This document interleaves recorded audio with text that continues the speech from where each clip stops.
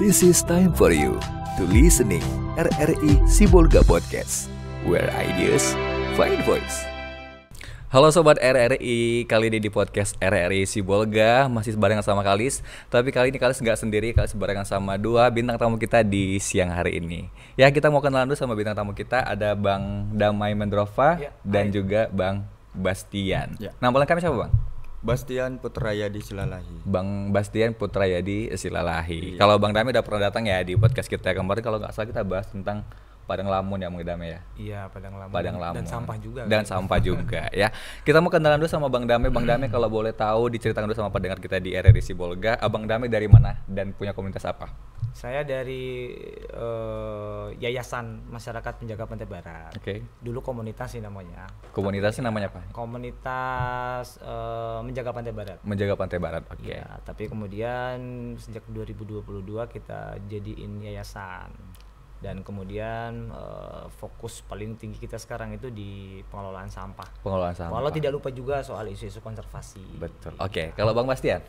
Ya, kalau saya dari Civitas Akademik kali ya. Civitas Akademik, saya mengajar di Sekolah Tinggi Perikanan Sibolga. Di Sibolga lah. Oke. Perikanan Sekolah Tinggi Perikanan Sibolga itu ya, iya, Bang Bastian ya. Sekolah Tinggi Perikanan Oh, Sibolga. yang dulu ada di Matauli?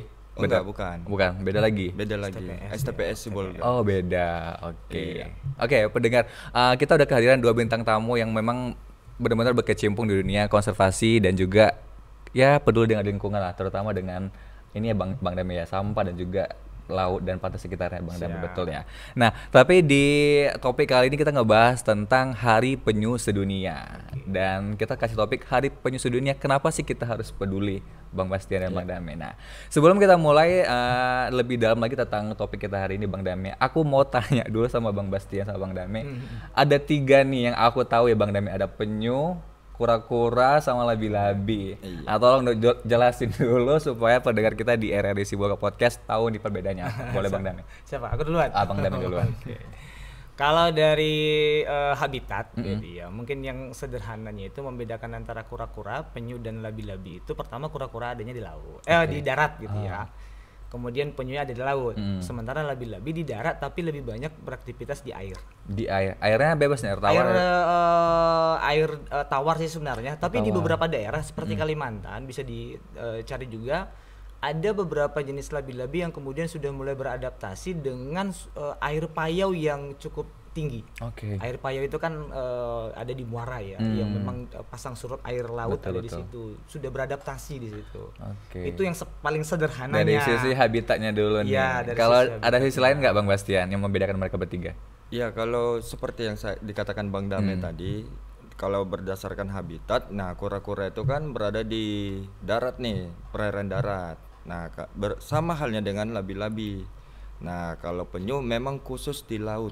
Iya, seperti itu. Jadi memang cara membedakan dari 3 spesies ini selain dari bentuk mungkin ya Bang Damai, Bang Hasan, tapi dari spesiesnya kelihatan gitu ya. Kalau dari ininya, dari tubuhnya mungkin kura-kura bisa memasukkan kepalanya ke dalam cangkangnya gitu kan. Kalau penyu tidak bisa. Oh, penyu tidak bisa. Tidak bisa. Ini ilmu baru banget. Bisa juga. Labi-labi bisa masukin kepalanya.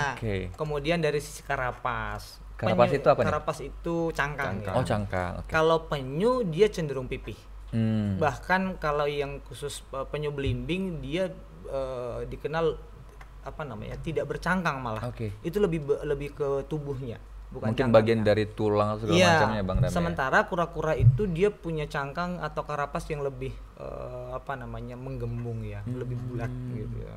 Itu mungkin perbedaan fisik. Aku bisa bayangin sih bedanya. Nah, kalau labi-labi mungkin lebih lunak gitu ya. Lebih lunak. Benar. Iya, karapasnya lebih lunak. Karapas ya. Kita sebutnya karapas. Dan muncungnya lebih panjang kalau yang labi-labi ya.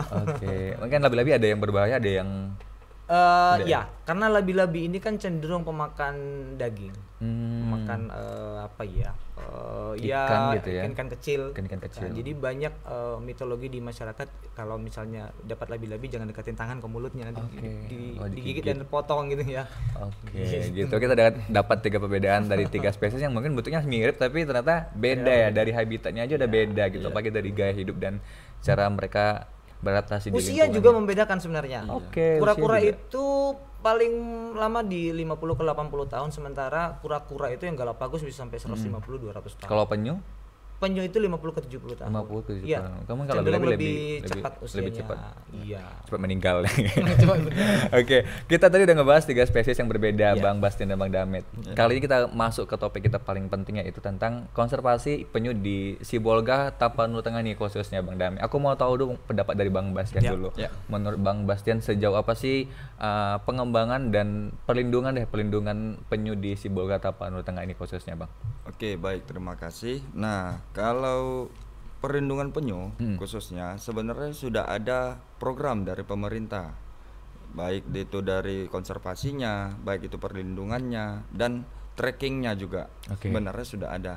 Hanya saja untuk kedepannya ini mungkin dari budayanya kita ya, wilayah kita Sibolga Tapteng itu masih mengkonsumsi penyu.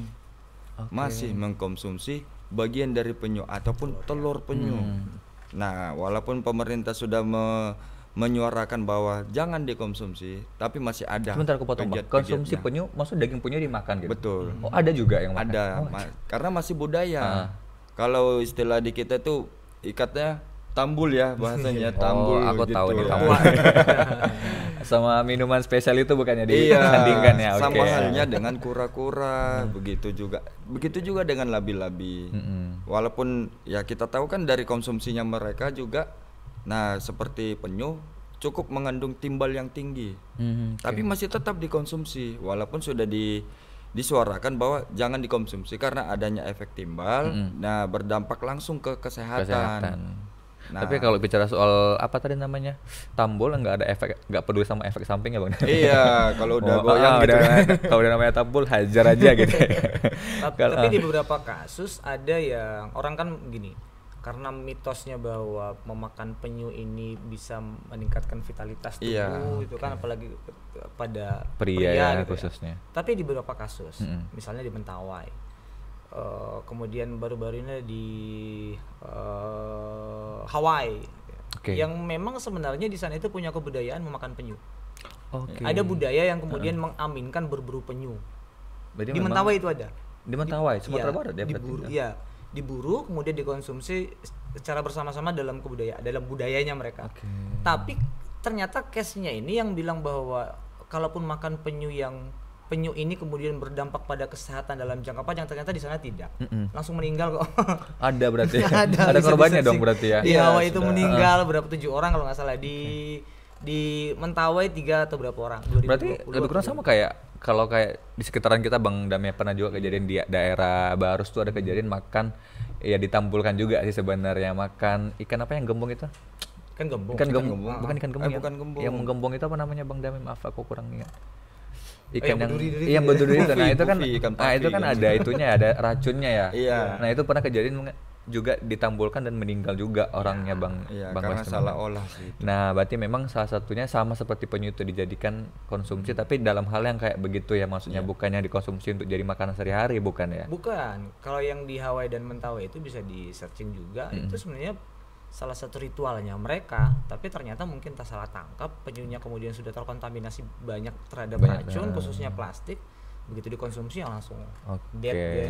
Oke. Tadi aku mikirnya dikonsumsi memang untuk dikonsumsi di rumahan gitu, harian atau bukan. mungkin untuk ritual-ritual tertentu saja. Oke. Iya. Oke. Kalau kita bicara soal penyu lagi nih, Bang Damik. Kalau kita lihat ya di Sibolga Tapanuli Tengah ini kita kan hampir kehilangan nih konservasi penyu. Maksudnya sudah jarang terlihat gitu loh. Dulu ada di Sorghum setahu saya, tapi sekarang kan sudah mulai tidak aktif lagi ya, Bang Damik ya. Betul nggak?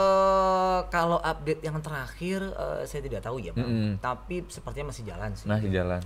Cuman memang isu konservasi penyu di kawasan pantai barat Sumatera Utara khususnya, Bang ya. Kalau di Padang beda cerita, banyak konservasi berjejer mulai sana. Di Aceh juga banyak.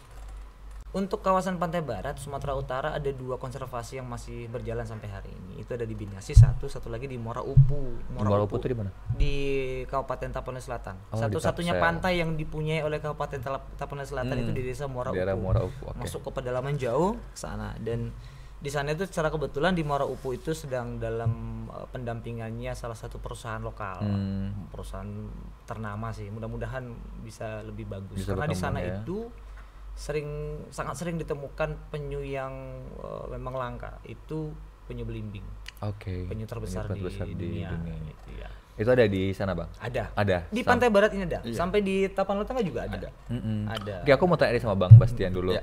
Nah, kalau Bang Bastian lihat kan sekarang udah jarang yang kita temukan penyu di sekitaran pantai. Aku kalau nge-flashback waktu masih SD, aku masih sering Bang lihat penyu di pantai bertelur tuh masih sering dulu di kawasan pantai Karetigo Baru, setir-setir itu masih banyak Bang. Yang maksudnya kayak kalau nggak salah ya, kalau lagi terang bulan itu waktu-waktu mereka bertelur kalau nggak salah ya. Nah, itu dulu masih sering terlihat subuh-subuh tuh jam-jam 5 ke jam 6 pagi. Tapi sekarang hampir nggak pernah sama sekali nggak pernah.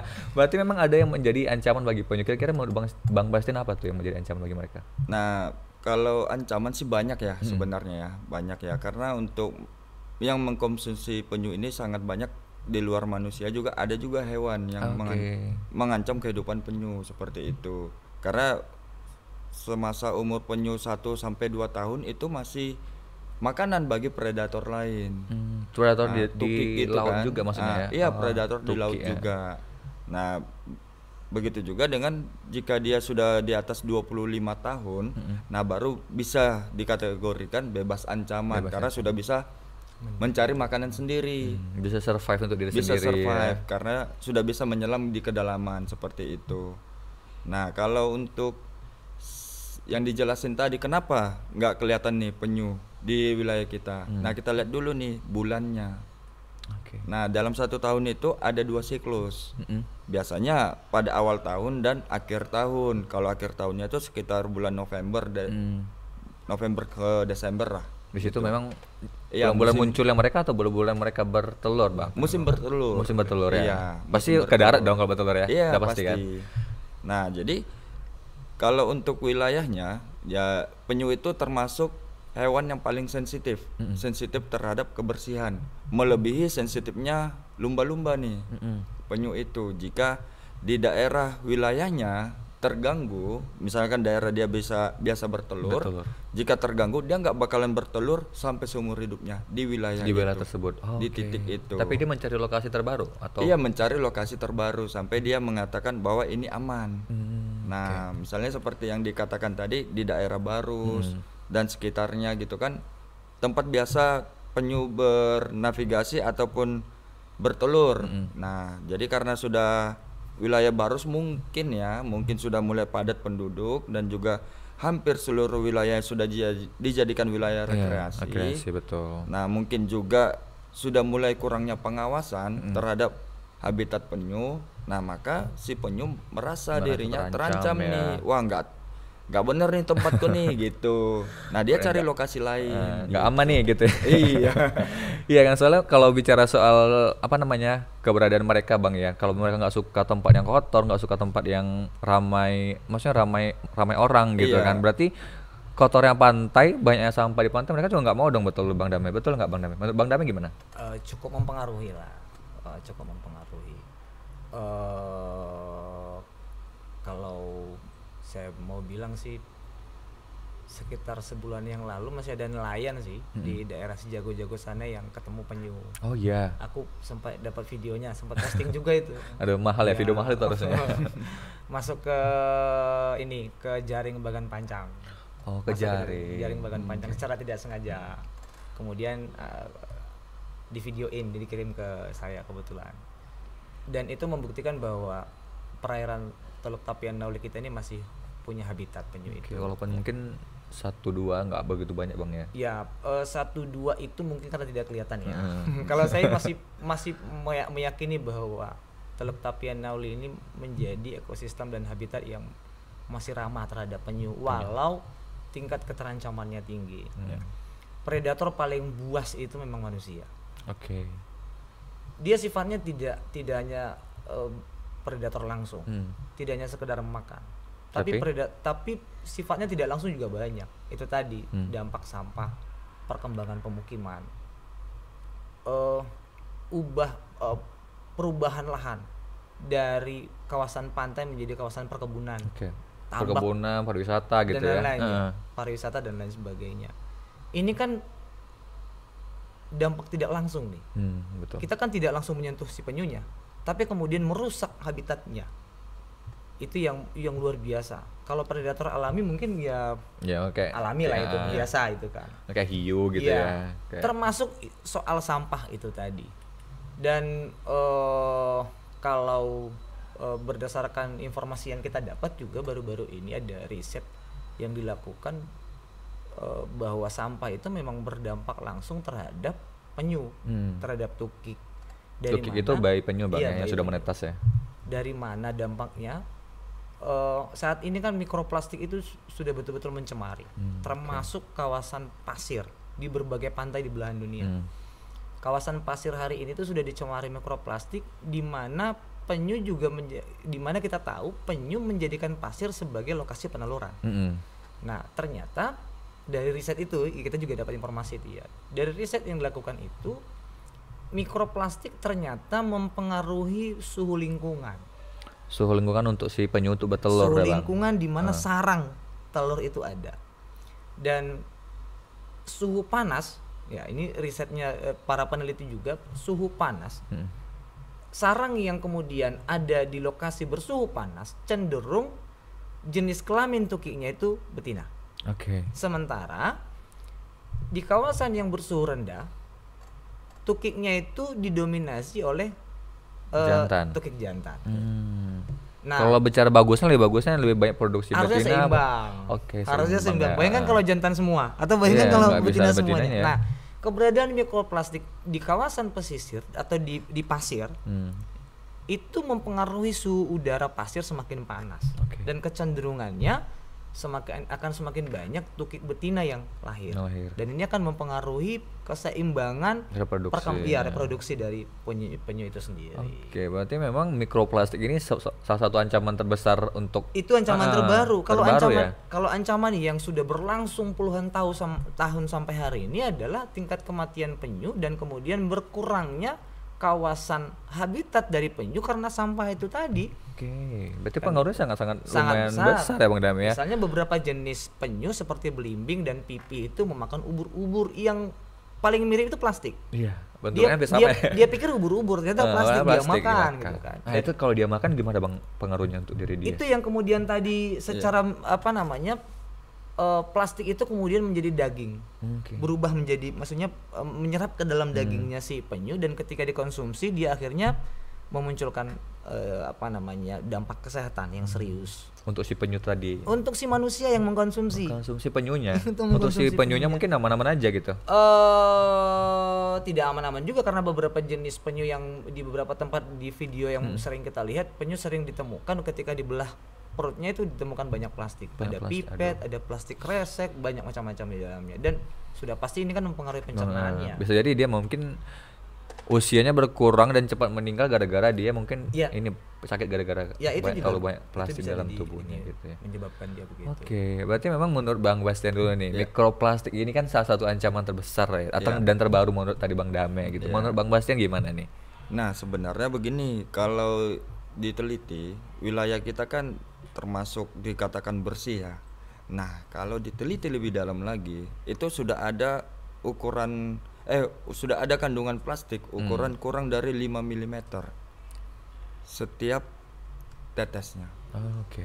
Ada itu kandungannya. Nah, apalagi kalau wilayah kita ngelihat masih plastik baru yang terjun ya, itu kan sudah sangat banyak nih di wilayah kita. Di wilayah kita, betul. Nah, jadi kalau yang saya lanjutkan tadi yang dijelaskan Bang Dame itu istilahnya itu tertelan plastik ataupun ignition. Nah, itu istilah yang digunakan di akademik. Nah, jadi si penyu mengira itu adalah makanannya, padahal itu plastik. Nah, seperti ubur-ubur ya, gitu kan.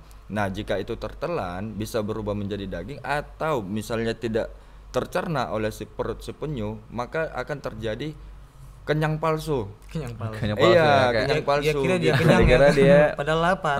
makanan ternyata plastik sampah gitu ya. Gitu. Jadi ya mungkin ada terjadi sumbatan usus. Nah, menyebabkan penyu tidak bisa beraktivitas kembali gitu kan. Nah, ataupun bisa juga ya si penyu itu namanya tidak sehat gitu kan, dia akan tenggelam. Oke. Dia akan tenggelam karena penyu ini juga masih membutuhkan oksigen murni ya, bukan oksigen terlarut di dalam air atau disolved oksigen. Nah, penyu itu jika tidak bertahan hidup dia akan tenggelam tuh ke bawah. Dan nggak susah untuk naik lagi gitu ya Nggak maksudnya? bakalan naik lagi. Nah, itulah salah satu ancamannya. Tapi Memang- masih hidup kan bang kan? Enggak, dia bakalan mati Meninggal itu. tenggelam gitu? Iya, meninggal karena tenggelam. Nah, itu penyu. Karena ini sebenarnya arahannya yang kita suarakan ini nggak hanya berlaku di wilayah kita ya, nggak hanya berlaku di wilayah barat. Karena penyu itu bukan hewan yang berdomisili di wilayah itu. Nah, penyu itu adalah hewan yang berkeliling dunia sih, turis gratis ya hitungannya ya. Karena kalau kata Bang Dami tadi mencari tempat yang benar-benar aman untuk dia ya. Iya, Nah, sejauh itu misalnya masih nih, lebih. misalnya kalau misalnya menjadi tukik di wilayah Barus, nah bisa jadi dewasanya di Jepang. Sejauh itu bisa. Memang mereka Daya ruayanya jelajahnya seperti tinggi. itu. Oh, gitu ya. Dunia nih. Apalagi yang belimbing itu. Bukan Iya. bukan ini ya, bukan apa namanya domestik lagi ya, tapi Bukan domestik internasional. lagi, bukan nasional lagi Oh, nih. udah ada internasional ya ternyata ya. Nah, Oke. Global ya. Sama halnya kayak misalnya di wilayah Jepang atau Cina mereka menjadi bertelur, menetas menjadi tukik, bisa jadi dewasanya di Oh, Indonesia gitu. Ini ilmu baru juga nih. Iya. Iya, betul. Nah, jadi kan seperti yang kita sampaikan bahwa ancaman bagi penyu ini sangat banyak baik dari mikroplastik, plastik ya gitu ya, dan kandungan plastiknya juga. Nah, kandungan seperti yang saya sampaikan di awal yang timbal tadi. Nah, plastik juga mengandung racun kimia seperti PCB, pestisida. Nah, itu pasti dikonsumsi sama si penyu jika termakan. Nah, hal ini racun kimia ini bisa membuat mutasi genetik di dalam tubuh tubuh si penyu. penyu gitu. Oke. Kita ngebahas tentang penyu lagi Bang Dame tadi, Bang Dame. Penyu ini sebenarnya hidupnya di kedalaman, maksudnya normalnya sih kita bisa temukan dia di kedalaman berapa meter? Di tengah laut kah atau masih di pinggiran pantai? Tidak banyak sih penyu itu menjadi penyelam yang handal. Dia perenang yang handal iya. Ya. Tapi bukan penyelam yang Bukan handal. penyelam yang handal Enggak. ya. Oke. Jadi untuk beberapa jenis itu bisa sering ditemukan di kawasan berterumbu karang tinggi, padang lamun tinggi. Berarti kalau bicara berterumbu karang tinggi dia bukan di kedalaman benar-benar dalam dong Tidak. ya. Masih bisa dibilang dangkal lah ya ibaratnya. Bisa ya. dibilang dangkal. Oke. Nah soal terumbu karang itu tadi, plastik ini kan di dunia saat ini telah mempengaruhi yang namanya iklim kita. Iklim kita itu kemudian juga secara tidak langsung mempengaruhi suhu lautan. Suhu lautan kemudian mempengaruhi kehidupan terumbu karang. Ini masih berkaitan terus Bang ya. Dan? Berkaitan terus. Jadi terumbu banyak karang, terumbu padang karang, lamung, iya, banyak penyu terumbu ya. karang di dunia sekarang mengalami pemutihan. Sementara untuk beberapa jenis penyu itu salah satu makanan mereka itu adalah terumbu karang lunak itu tadi. Oke. Kalau terumbu karangnya mengalami pemutihan dan kemudian berpengaruh pada kawasan terumbu karang, maka itu juga menjadi keterancaman. Itu dampak plastik secara tidak langsung terhadap si penyu itu tadi. Oke, berarti emang bisa kita bilang Bang Dame keberadaan penyu ini lumayan mempengaruhi untuk ekosistem bawah laut dong, gitu ya kan? Karena ini kalau kita nonton film apa nih Nemo, ini kan penyu sebagai alat transportasi ya, maksudnya dia tuh berkeliling yang Abang Dame bilang benar, dia tuh bukan penyelam yang handal tapi perenang yang handal. Memang dia di situ digunakan sebagai alat transportasi Nemo dan teman-temannya, betul gitu. Maksud kalau di dunia nyata penyu dia memang hidup seperti itu nggak Bang Dame, berdampingan dengan ekosistem bawah laut lainnya? Iya, berdampingan dengan ekosistem laut yang lainnya. Oke. Bahkan penyu itu bisa menjadi salah satu standar untuk melihat apakah ekosistem di laut itu masih bagus atau tidak. Kalau masih ketemu penyu di situ, Berarti ya ekosistemnya masih bagus gitu ya. Oh, Iya. itu salah satu Parameter. parameter untuk Iya. menilai ini bagus nggak ya pantainya. Betul. Tapi ya Bang Dames, Bang Bastian ya, aku mau cerita sedikit. Kemarin aku sekitar 1 tahun yang lalu deh, aku jalan-jalan ke Pulau Mursala. Bisa bayangin dong jauhnya dari Pandan ke Pulau Mursala itu jauh ya Bang, hampir 2 jam lebih. Dan itu bisa kita bilang kedalamannya dalam gitu loh. Tapi Bang Dame, Bang Wes, aku masih ketemu sampah loh di tengah-tengah laut. Kalau masalah kenapa coba? Menurut Bang Dame gimana? Abang Dame dia selaku pemerhati lingkungan terutama di bidang ini ya, khususnya di bidang sampah gimana menurut Abang? nggak pengen nyalahin siapa-siapa sih sebenarnya. Kalau mau kita tarik sama diri kita sendiri, ya penyebabnya ya kita.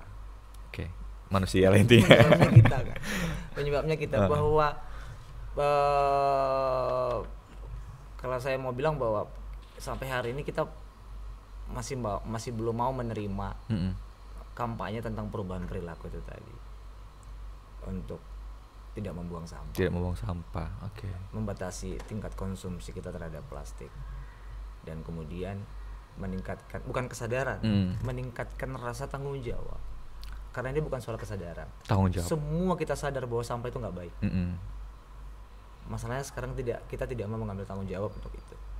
Bahkan terhadap diri kita sendiri. Kita merasa bahwa membuang sampah itu biasa saja. Dan yang nggak heran kalau kemudian di tengah laut, di pinggir laut, di Kita masih pantai, ketemu sampah ya. ya, di sungai, di bawah pohon. Ayo jujur sekarang, kalau misalnya orang Abang jalan ke Pandan, sekarang di Pandan itu di beberapa parit dan sungai dikeruk untuk melancarkan airnya. Setiap kerukan tidak ada yang tidak ada plastiknya. Artinya selama ini plastik-plastik yang dibuang itu banyak sekarang itu bukan tidak ada, tapi disembunyikan oleh tanah. Oke. Dia Karena tersembunyi kalau dalam kita bicara habit, maksudnya ini bukan apa Bang Dami. Kalau bicara kebiasaan masyarakat pinggir pantai itu ya memang realitanya banyak buang sampah ke pinggir pantai ya. Saya tidak juga hanya nggak pinggir menyalahkan pantai. gitu. Memang kita lihat nyata loh kok jalan ke sana kok banyak kok orang yang buang sampah ke pantai gitu. Nah, itu Tidak hanya pinggir pantai Bang sih, Dami Bang. gimana? Tidak hanya pinggir pantai sih, Bang. Karena gini, standar pengelolaan sampah kita juga masih jauh dari yang baik dan bertanggung jawab. Misalnya, ayo coba kita lihat tong-tong sampah kita yang dibiarin di pinggir jalan itu terbuka atau tertutup. Siang kita buang, malam ditarik-tarik sama anjing atau kucing. Masuknya ke parit. Ini kalau di Medan hilang Bang. Iya, kalau di Medan hilang ya. Kalau di sini mungkin dibawa sama hewan kali ya. Kalau di sana udah hilang. Artinya sampah kita itu, sampah yang di lautan itu tidak hanya kontribusinya dari masyarakat pesisir saja, tidak. Tapi juga kita masyarakat yang jauh dari pesisir juga berpotensi besar bahwa sampah yang kita buang pada tempatnya itu tadi jangankan sembarangan, yang pada tempatnya tadi juga berpotensi masuk ke laut. Apalagi ditambah aktivitas kepariwisatan di Sibolga Tapteng yang juga jauh dari penerapan standar kalau orang keren bilang zero waste, Zero ramah waste, terhadap oke. sampah. Tapi Bang Dame, kalau di Sibolga Tapanuli Tengah kita masih punya TPA gitu ya kan. Tapi kalau Bang Dame bilang tadi bahkan tempat sampah sekalipun ujung-ujungnya bisa berakhir di laut gitu loh. Tapi terus TPA fungsinya gimana dong, Bang? TPA jika difungsikan, TPA seharusnya memiliki sarana pengelolaan. Oke. Tapi TPA di Sibolga dan Tapanuli Tengah ini kan sangat minim pengelolaan. Walau di Sibolga baru-baru ini mudah-mudahan ke depan ini akan ada sarana-sarana baru yang bisa diadakan oleh PKPLA Sibolga untuk bisa mengelola sampah plastik. Jadi kenapa? Karena tuntutan dari pemerintah hari ini, tuntutan dari krisis iklim hari ini bahwa TPA itu kan banyak yang disebut dengan open dumping.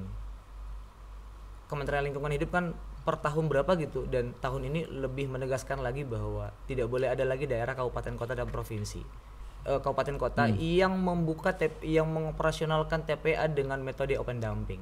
Open dumping itu apa? Open dumping itu adalah di mana sampah ditumpukin di situ aja. Oh gitu. Iya. Tidak boleh lagi ada penambahan. Yang sudah ada itu aja diberdayakan. Selebihnya pemerintah daerah diminta dan dituntut untuk mampu berinovasi mengelola sampahnya. Jadi tidak lagi penumpukan. Oke. Ini pendengar podcast ini karena sampah ada hubungannya sama penyu ya. Jadi jauh ya. Walaupun tadi agak sedikit. Tapi masih ada hubungannya karena memang sampah mempengaruhi habitat penyu, terutama tadi jenis kelaminnya juga mempengaruhi. Mikroplastik tadi mempengaruhi tentang jenis kelamin penyu. Nah, kita balik ke penyu lagi Bang Dame boleh ya. Oke, tadi Bang Bastian sempat singgung sedikit Bang Bas tentang konsumsi penyu nih. Konsumsi penyu maksud konsumsi penyu dan bagian-bagian dari penyu, salah satunya adalah daging dan telur penyu. Tadi Bang Bastian mention. Nah, menurut Bang Bastian sejauh apa sih maksudnya masyarakat kita bilang khususnya Bang ya Sibolga Tapanuli Tengah mengkonsumsi telur penyu, masih ada nggak Abang temukan sampai sekarang? Masih. Dan Gimana? sangat terbuka. Menurut Bang Bastian gimana? Iya, kalau menurut saya sih sudah kita observasi ya, malahan ya dari ujung ya Tapanuli Tengah, Sibolga, Tapteng lagi, karena wilayah kita kan terjepit nih di antara Tapteng. Nah, jadi kita sudah menemukan dan kita sudah menganjurkan baik secara personal maupun dari Pemerintah. dinas-dinas terkait. Nah, Pemerintah kita bilang ya. iya pemerintah. Nah, tetap saja kembali ke budaya. Kalau bahasa di sini ambo dari kete sama saja anyo katanya kan. Kalau dari kita, Nah, adanya mati-mati. ada mati-mati hidup jua anyo Hidup katanya jua, kan. ya. Nah, budaya itulah yang harusnya kita ubah. Nah, kita sudah sampaikan Bapak Ibu begini loh, kandungannya seperti ini, efeknya seperti ini. Nah, tapi kembali lagi belum sadar sih secara sepenuhnya. Bahkan bisa dikaitkan lagi ke ekonominya mereka. Tapi telur penyu itu mahal loh. Nah iya, Iya kan? benar kan? Tanpa jualan penyu, ya nggak ada lagi nih pencarian nih. Oke. Nah makanya kita kan fokusnya ke si penyunya, si telurnya nih, gitu. Nah kalau kita kaitkan lagi ke masyarakat ya, nah kebiasaan masyarakat juga menganggap penyu ketika tertangkap, baik sengaja maupun tidak disengaja, itu bisa dijadikan hiasan tuh. Hiasan rumah, Cangkangnya dikeringin tadi? cangkangnya, bahkan gitu. sampai sirip-siripnya. Nah, itulah yang membuat salah satu ancaman bagi penyu. Semakin besar, semakin mudah ditangkap oleh manusia. Karena ruang geraknya semakin lambat ya kalau dia semakin besar ya. Betul. Seperti penyu belimbing nih. Contoh penyu belimbing sudah penyu belimbing termasuk dalam kategori hewan langka di dunia. Nah, itu masih ditangkap karena ukurannya sangat besar, bisa mencapai 2 meter sih. Oke. Nah, penyu belimbing. Tapi ada nggak Bang Buas, maksudnya kayak Ya. penadah-penadah hewan-hewan unik seperti itu? Maksudnya ada nggak pernah Bang temukan mungkin ya investor-investor yang mungkin mau nih menampung hewan-hewan yang ditemukan langka tapi itu jadi peliharaan mereka? Ada nggak sampai Ya, sekarang? baik. Secara pribadi sih saya belum menemukan ya investor yang khusus menampung penyu. Saya belum menemukan untuk wilayah kita, tetapi investor mininya. Investor Contohnya apa mininya. tuh? Ada lokal. Tambul tali. Oh, tambul ini bahaya banget tambulnya. Jika ada bawa kemari gitu. Nah, padahal umur penyu kan umur panjang tuh Umur panjang, sebenarnya betul. tuh. Umur penyu tuh ratusan tahun loh gitu. Mereka sekali hidup itu ratusan tahun. Ruayanya juga bukan cuma di Indonesia, hingga ke dunia malahan. Nah, itulah hal-hal yang perlu kita perhatiin nih. Nah, kesadaran kita. Begitu juga dengan nelayan-nelayan. Nah, khususnya nelayan kita, baik nelayan tradisional maupun pengusaha yang besar ya. Nah, jika tertangkap, nah tolong dilepaskan. Oke. Nah, jangan dijadikan hiasan, apalagi menjadi Dikonsumsi, tambul, betul. konsumsi gitu ya. Nah, kalaupun tidak sengaja tertangkap, tolong ada kita kaitannya ke teknologi alat tangkap. Nah, silakan lengkapi alat tangkapnya itu dengan teknologi itu, bisa dengan TED, Turtle Excluder Device gitu kan, Turtle Excluder Device, atau ketika penyu tertangkap oleh alat tangkapnya, dia bisa keluar sendiri. Jangan sampai penyu itu terseret hingga ke atas kapal. Nah, kemudian baru dibuang kembali. Sama seperti kita, jika di luar habitatnya pasti stres kan. Oke. Nah, begitu juga dengan penyu. Ini kalau seandainya ada masyarakat yang menemukan penyu, contohnya Bang Bastian, masyarakat bisa menghubungi kemana ya? Maksudnya supaya ditangani dengan ya betul ditangani dengan baik lah, Langsung lepas dikembalikan. aja, Mas, hubungi siapa-siapa, Bang. Langsung dilepas saja. Nggak usah Iya. dihubungin, lepaskan Karena kan aja. tadi ada alat-alat yang bisa membantu melepaskan mereka kembali tadi kata. Nggak sulit usah. melepasnya, Bang. Iya. Ceburin Itu nggak aja berat udah. ya? Itu nggak berat gitu. Iya. Itu berat nggak sih? Ceburin aja. Enggak lah. Kira-kira beratnya berapa? Ya, begitu masuk Ratusan kilo? jaring, gini jaringnya lepas gitu. Bang. Iya. Oh, dia bisa inilah ya, Ya, lepas sendiri-sendiri gitu. artinya ya. tidak perlu ada standar-standar Prosedur yang seperti apa terlalu gitu ya. tinggi gitu, Bang. Sederhana aja. Semangatnya adalah bahwa kehadiran penyu di kawasan perairan Teluk Tapian Nauli atau di pantai barat Sumatera Utara adalah kekayaan luar biasa yang tidak hanya bisa kita nikmati sekarang, tapi juga bisa kita wariskan kepada anak cucu kita. Itu aja sederhananya. Karena keuntungan yang akan kita dapatkan lebih besar berinvestasi lingkungan ketimbang memakannya dalam waktu cepat. Betul. Iya. Karena untuk masa depan lebih Iya. ini ya, lebih bagus daripada cuma sekedar ngenyangin perut doang ya, Iya, Bang. karena kalau itu terjadi, Bang, maka suatu saat mendatang anak-anak kita hanya bisa melihat penyu di mana? Di buku-buku, sama di internet. iya, buku dan internet. Nah, untuk tambahannya mungkin seperti ini. Saya ambil salah satu spesies penyu belimbing. Nah, penyu belimbing ini merupakan penyu yang langka dan tidak semua tempat dia kunjungi. dia punya tempat yang spesifik, sangat spesifik nih. Contohnya tuh. Nah, ya itu tadi lingkungan yang bersih, tidak ada ancaman. Nah, misalkan dia berwaya memiliki makanan yang berlimpah seperti lamun, seperti itu kan, karang juga. Nah, wilayah kita salah satu tempat yang dikunjungi oleh Si penyu belimbing. belimbing ini, dan itu merupakan aset dunia loh sebenarnya. Betul. Karena Mahal ya, di seluruh Indonesia aja, kita bagian kategori Indonesia, belum semuanya, seluruh pantai Indonesia belum semua dikunjungi sama. Tapi pantai Sumatera, pantai WPP kita 572 nih, kita kan berada di WPP 572 dari Aceh hingga Pantai Barat, gitu. Nah itu masih dikunjungin sama penyu belimbing, gitu. Oke. Dan itu salah satu ya golden ya buat kita ya, merasa emas lah. Kok wilayah kita bisa dikunjungi nih sama mereka nih, gitu. Nah biasanya penyu beriringan dengan lumba-lumba ya. tuh. Oh, Biasanya tapi lumba-lumba beriringan. masih banyak loh di musola Masih. Bang ya. Nah itu aja jadi parameter kan, lumba-lumba masih ada, kenapa penyu hilang nih? Betul. Nah karena penyu itu sangat sensitif, hewan yang sangat sensitif, gitu. Oke. Masalah tadi telur penyu tadi Bang Dami, aku mau tanya, kalau ada orang yang eksploitasi telur penyu, ada nggak hukuman untuk mereka? Ada. Pastinya sih. Apa tuh? Undang-undang tentang konservasi dan perlindungan satwa liar. Lupa sih undang-undang berapa ya Bang. Tapi memang ada undang-undang yang memang ada. apa namanya? Seluruh jenis penyu dan seluruh hasil yang hasil dari penyu itu, mulai dari cangkang kemudian telurnya, itu dilindungi secara undang-undang. Dan semua jenis penyu itu punya status Apendik 2. Oke. Sangat terancam. Berarti regulasinya jelas ya. Regulasinya Jelas. sebenarnya Jadi jangan ada lagi yang eksploitasi penyu, terutama telur-telurnya Bang Dami dan Bang Bastian ya. Oke, aku mau tanya satu lagi Bang Dami dan Bang Bastian tentang penyu juga nih. Kita kan hidup di, bisa kita bilang kawasan Sibogata Palu Tengah ini bisa dibilang minim literasi ya, maksudnya kita harus banyak juga kasih tahu, kita juga harus banyak juga kasih pesan buat masyarakat. Even pun kita sudah kasih pesan, masih ada juga loh yang nggak dengerin gitu loh. Nah dari Bang Dami dulu deh, apa pesan-pesan untuk masyarakat Sibogata Palu Tengah khususnya jika menemukan penyu dan telur penyu, ya gimana nih cara kita untuk melindungi mereka? Iya, kalau dalam standar konservasi sebenarnya Bang, ketika menemukan sarang telur penyu, ada riset yang harus dilakukan, harusnya ada standar-standarnya. Tapi bagi masyarakat umum, kalau ketemu ada penyu yang bertelur, ada sarang, biasa sarangnya itu banyak Bang. Kalau ketemu sarang kan nggak cuma satu dia, biasanya banyak sarangnya, karena lebih banyak sarang palsunya daripada sarang aslinya. Biasanya penyu biasanya begitu. gitu. Biasanya begitu. Nah kalau ketemu yang begitu-begitu, udah biarin aja. Tapi kalau misalnya merasa bahwa lokasi sarang peneluran penyu itu berada dalam keterancaman, khususnya terancam dari predator manusia, bolehlah ngubungin misalnya aparat kepolisian, boleh kok. Menghubungi orang teman-teman akademisi, misalnya orang Bang Bastian, hubungin saya juga boleh, atau teman-teman konservasi yang ada di Pantai Binasi juga boleh, atau mencari referensi.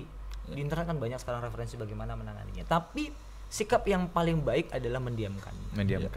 Biarkan dia secara alami. Karena gini Bang, kalau boleh ngingatin sih dalam momen yang kupikir ini adalah momen penting untuk menyampaikan bahwa banyak sekarang alih-alih melakukan konservasi terhadap penyu, tapi ternyata mengeksploitasi penyu itu sendiri. Jadi semangatnya semangat konservasi, kemudian menggalakkan aktivitas kepariwisataan, tapi ternyata penyunya jadi korban. Nah, ini lebih jahat sebenarnya, lebih jahat, lebih gila dan lebih berdosa dia Bang. Karena dia tahu bahwa penyu dilindungi, tapi dieksploitasi. Iya, betul. Dia mungkin bisa diundang kayak ini rame-rame ada penyu gitu. Maksudnya bayar gitu. Iya, di banyak lokasi konservasi. Sirkus gitu ya jadinya ya. Di banyak lokasi konservasi menerapkan standar-standar yang keliru Bang. Mulai dari masa dia bertelur, kemudian berapa lama harus ditahan, kemudian standar pelepasan bagaimana, metodologi pada saat melepas bagaimana, metodologi pemindahan dari sarang alami ke sarang peneluran alami, kemudian campaign bahwa konservasi penyu itu bukan lokasi penangkaran. Banyak yang bicara penangkaran. Penyu kok ditangkarin sih? Penyu itu nggak ditangkarin. Penyu itu bukan satwa yang bisa dibudidayakan. Kayak dia adalah satwa liar. Niat terselubung, ternyata ujung-ujungnya bayar karcis masuk gitu. Iya nggak sih? Bayar karcis oke Bang, karena yang dijual adalah edukasi. Metodologi penanganan penyunya yang banyak salah. Betul. Demi apa? Demi keuntungan pariwisata itu tadi. Nah, ini yang kita tidak mau. Harusnya pemerintah menjadikan ini sebagai apa ya? Konservasi benar-benar dilindungi, bukan sebagai objek wisata yang jadinya eksploitasi jatuhnya Bang betul. Dame ya. Tadinya kita ngomong konservasi penyunya, malah mengeksploit itu yang saya bilang tadi Bang, malah mengeksploit. Jadi penting sebenarnya yang perlu kita lakukan ke depan adalah mengkonservasi habitat.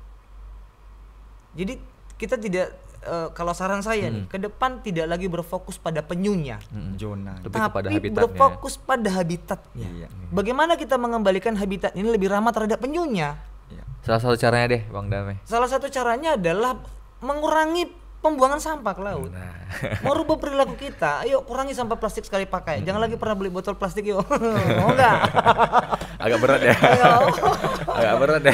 Enggak berat, Bang. Bawa botol begini aja dari rumah kemana-mana. Standar, ya. Kalau aku, Bang, bawa botol gini, Bang. Ke rumah temanku minta air mula, aku bilang, enggak beli aku, Bang. Dan tidak ada sampah yang kuhasilkan dalam 1 hari. Lebih Bayangkan hemat kalau juga. semua kita buat begitu. Selesai aku rasa.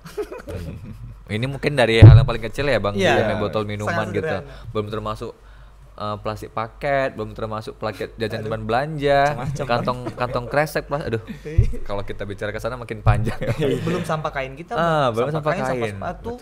Aduh, benar-benar banyak lah kalau bicara sampah, Baname nggak cukup sejam 2 jam, panjang banget. Panjang sih. Iya. Nah, kalau menurut Bang Bastian nih masalah eksploitasi telur tadi, gimana cara Bang Bastian dan menyampaikan kepada masyarakat, ayo dong kita jaga sama-sama ini telur penyu gitu.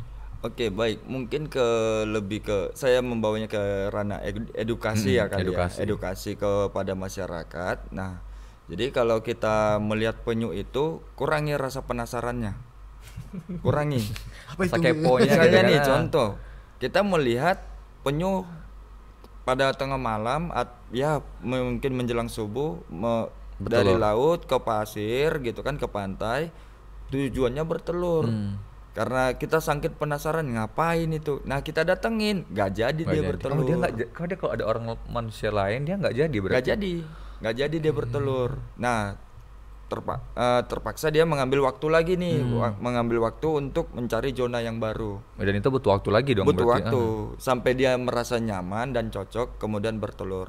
Nah, mungkin saran edukatif juga, bukan memasukkan juga buat pemerintah kita ataupun pegiat-pegiat lokal. Nah, kita bikin nih wilayah ataupun zonasi bertelur nih, wilayah bertelur. Nah, kalau misalnya di titik itu dia bertelur, ya tolong dijaga gitu. Oke. Dijaga, ya seminimalnya itu jangan ada aktivitas manusia lah. Setidaknya betul-betul kalau memang nggak ada aktivitas manusia minimal bersih gitu Bersih ya Bang gitu. Bastian ya. Iya, karena ya seperti yang kita pahami juga dan pernah juga ya dibahas di NatGeo, kita lihat juga penyu itu bisa mengidentifikasi jejak manusia. Jika sudah ada jejak, ya udah nggak Dia nyaman lagi gitu. ya. Karena dia akan memikirkan telurnya dia. Karena penyu itu kan sekalinya bertelur nggak 1-2 butir gitu. Banyak ya. 50, 100, Dan itu belum lagi termasuk 200, ngeraminnya ya kan. gitu sih. Makanya seperti yang diceritakan Bang Dame tadi, ada sarang asli dan sarang palsu.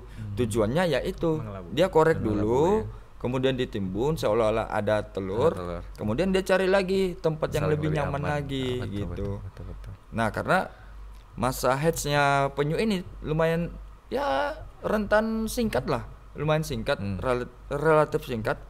1-2 bulan dia sudah heads, sudah pecah dan menjadi tukik. Nah, tukik kembali ke lautan seperti itu. Nah, seperti yang diceritakan tadi, benar sih. Tapi Bang Bastian, Ya. penyu ini tidak diheramin sama induknya kan? Enggak kan? Pasir ya, Bang. diramin Pasir yang oleh alami alami ya, pasir. alami, betul. Ya, yang dikatakan tadi suhunya tinggi, jenis kelaminnya cenderung betina, suhunya rendah, jenis kelaminnya jantan. Oke. Dan ada juga telur itu gagal netas. Ada. Banyak lah. Ada. Banyak lah. Itu pengaruhnya apa tuh kira-kira? Ya lingkungannya yang nggak bagus nih. Belum lagi dari predator yang lainnya, biawak contohnya. Oh iya, aku tahu tuh kalau biawak, Ya.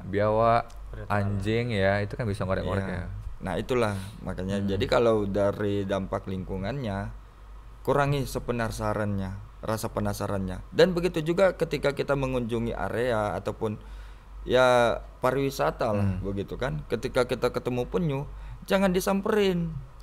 Jangan dipegang, Didiamin jangan aja. digendong.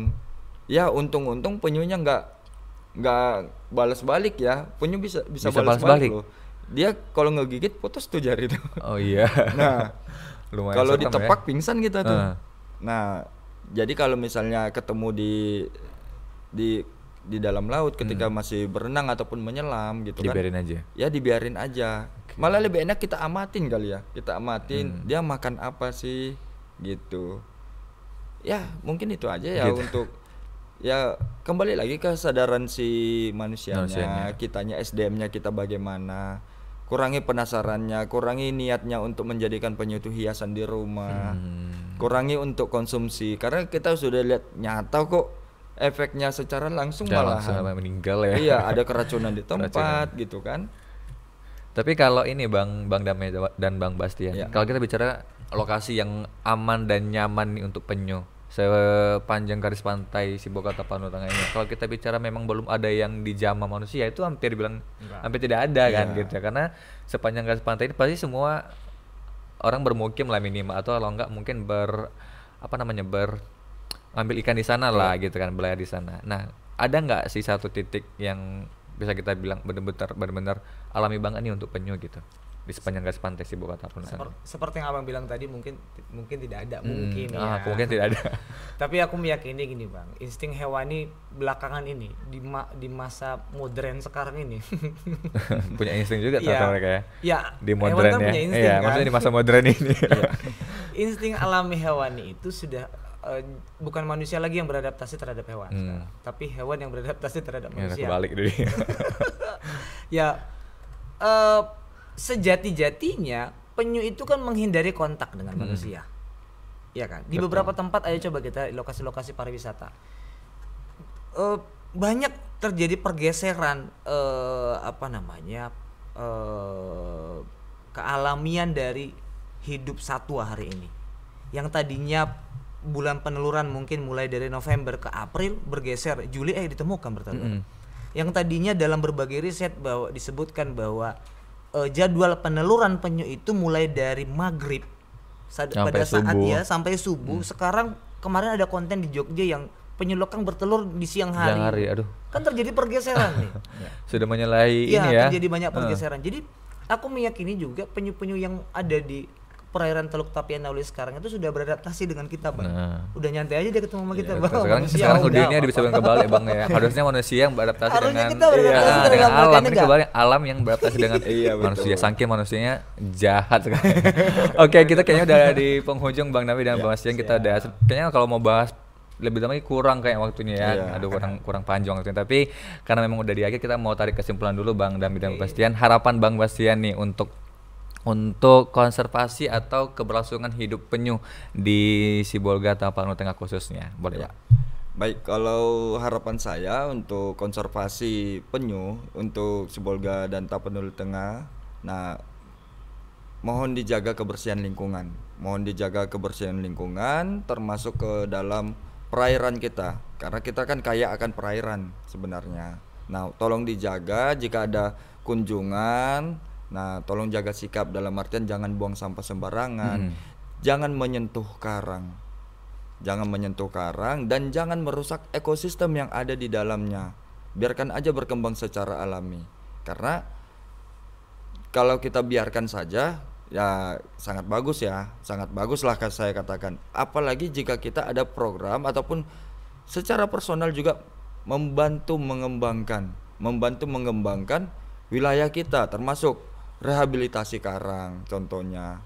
Nah, itu sih sudah sangat baik ya menurut saya ya. Karena itu mencegah proses pemutihan ataupun bleaching pada karang yang bisa mengancam penyu. Nah, seperti saya sampaikan tadi, penyu merupakan salah satu parameter untuk kebersihan daerah ataupun lingkungan kita. Jika tidak ada penyu, kita harusnya cukup khawatir. Nah, ada apa dan bagaimana ikan yang ada di sekitar? Apakah sudah cukup aman untuk dikonsumsi atau malah ada indikasi-indikasi tertentu gitu. Nah, untuk menjaga kenyamanan kita karena kita kaya akan ikan, kota ikan ya, Sibolga ya. Nah, ayo kita perhatiin lingkungannya. Ayo kita perhatiin penyunya seperti itu. Oke. Kalau Bang Dame harapannya apa nih Bang untuk penyu di Sibolga Tapanuli Tengah? Apa ya? Kalau pesan saya sih Pak, membangkitkan lagi semangat persahabatan dengan alam, termasuk terhadap satwa, tidak hanya penyu tapi terhadap apa saja. Di banyak tempat di dunia banyak kok manusia itu bisa bersahabat, berteman dengan alam ya, dengan alam dan dengan satwanya. satuannya. Tidak harus saling mengeksploitasi, menghindari konflik dengan cara berteman dengan satwa. Itu aja. Oke. Aduh, luar biasa kesimpulan dari kedua narasumber kita di podcast hari ini, pendengar. Dan baiklah, kita sudah sampai di ujung. Kita bisa tarik kesimpulan bahwasanya memang keberadaan penyu di Indonesia, khususnya di Sibolga Tapanuli Tengah, adalah sebuah warisan yang sangat mahal ya, yang bisa kita wariskan ke anak cucu kita. Agar apa, Bang Damai dan Bang Bastian? Agar mereka bisa melihat secara nyata, bukan melalui buku atau melalui internet. Kalau gitu kita pamit, Bang Damai, Bang Bastian, makasih sudah hadir di RRI Sibolga. Kalian juga pamit, dan pendengar jangan lupa di like, di komen, dan juga di subscribe di YouTube channel RRI Sibolga. Dan kami undur pamit. Assalamualaikum warahmatullahi wabarakatuh. Bye bye.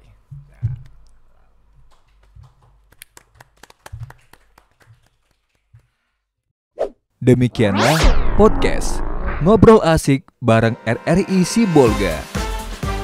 Jumpa lagi pada episode berikutnya.